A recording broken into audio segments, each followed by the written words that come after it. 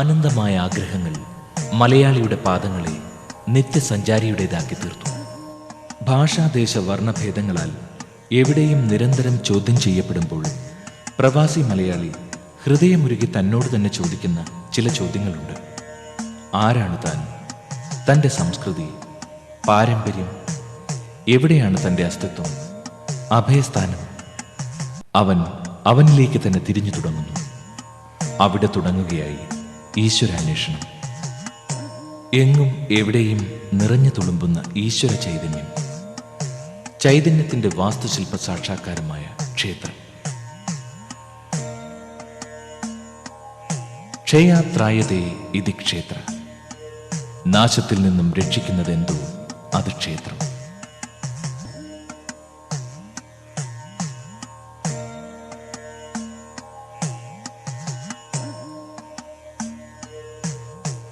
അതെ, അവൻ ക്ഷേത്രങ്ങൾ പടുത്തുയർത്തുകയായി.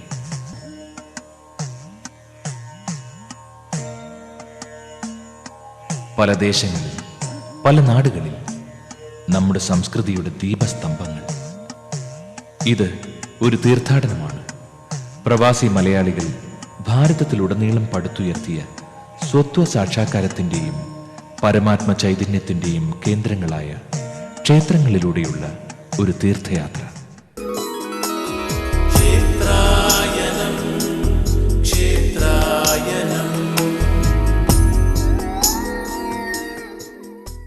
കേരളത്തിന് പുറത്തുള്ള പ്രഥമ മലയാളി ക്ഷേത്രം സ്ഥിതി ചെയ്യുന്ന ബാംഗ്ലൂരിൽ നിന്നും ആരംഭിക്കുകയാണ് ക്ഷേത്രായനം.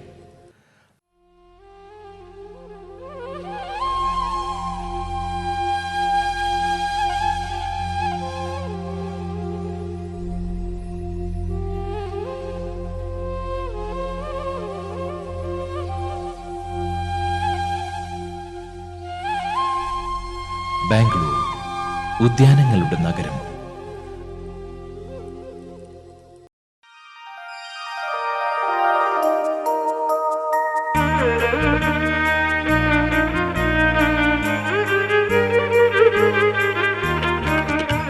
അനേക ലക്ഷം മലയാളികൾക്ക് പതിറ്റാണ്ടുകളായി ഉപജീവന മാർഗമേകുന്ന പ്രമുഖ നഗരങ്ങളിലൊന്ന്.